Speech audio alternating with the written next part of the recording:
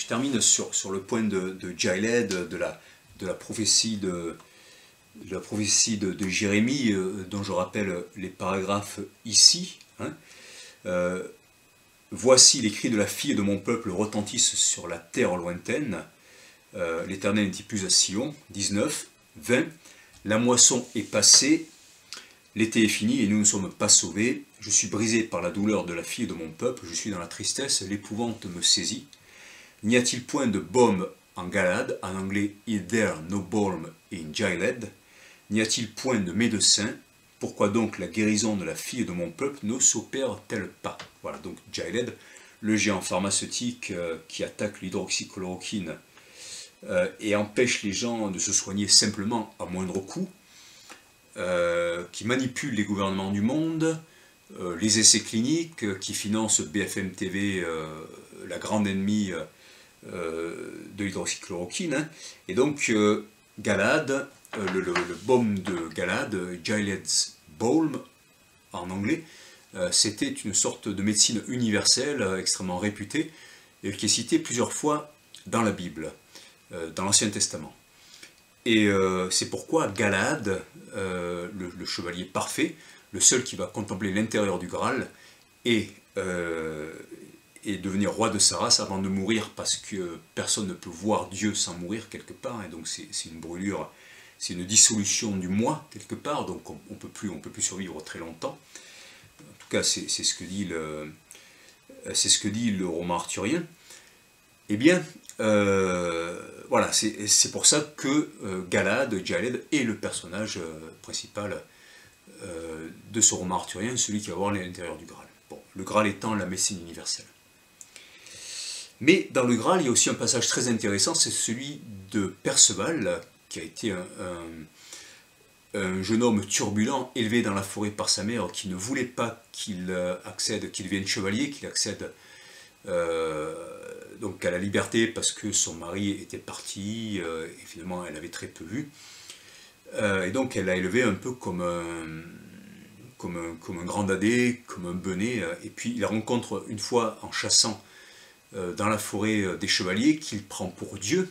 Donc il leur dit, mais qui êtes-vous, etc. Et un des chevaliers accepte de le prendre avec eux, et lui dit, mais à une condition que tu te taises, voilà, parce que tu racontes n'importe quoi, et un homme ça se tait.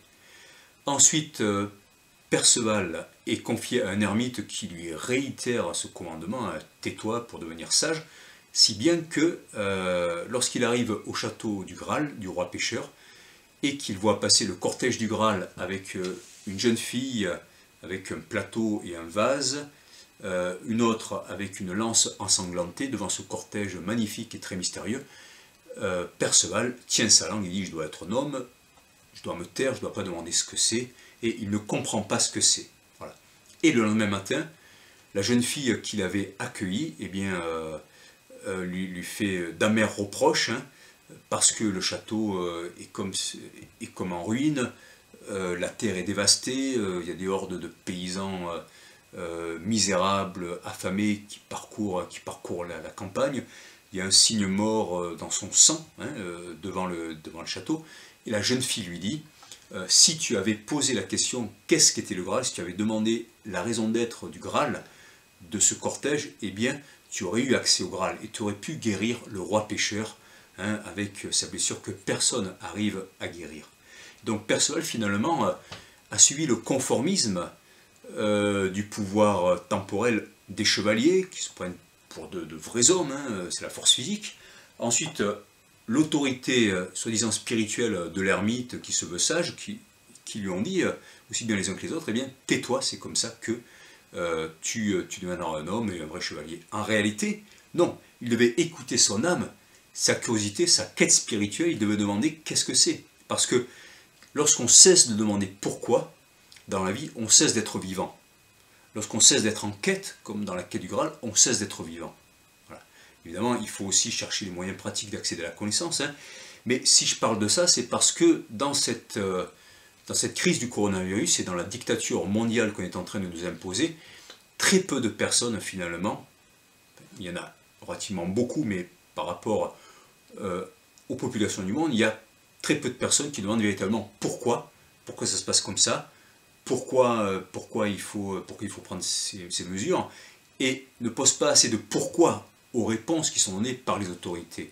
Et pourtant, le pourquoi, on le voit bien, c'est la clé du Graal, c'est ça qui permet de franchir les voiles, qui permet de démasquer, de dévoiler les impostures, ou au contraire, de passer les voiles qui nous masquent la vérité, et d'accéder au secret suprême, qui est celui de notre liberté, de notre vérité, de la véritable médecine, qui est le Graal, hein, et qui représente notre âme, et notre capacité, même notre nécessité à aller vers un chemin d'autonomie, vers un chemin aussi de société qu'on construit tous ensemble. Voilà, merci.